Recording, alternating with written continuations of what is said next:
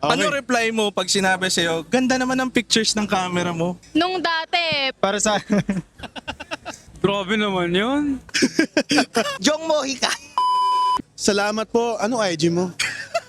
Kasi yung mismong camera, hindi mo pwedeng yung kumuha, ganun. So parang, ewan ko, hello, ako yung photographer.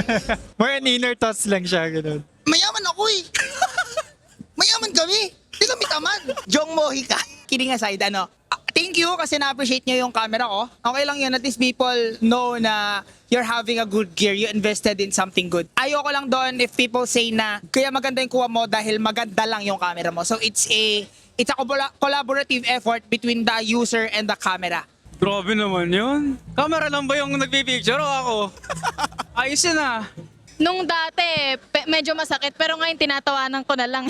Baka iba, yung mga hindi naman talaga into photo, hindi naman sila aware na parang baka masama yun. Okay, okay lang yun. Hindi na ako nasasaktan sa ganun. Huwag lang sabihin na ang pangit ng camera mo.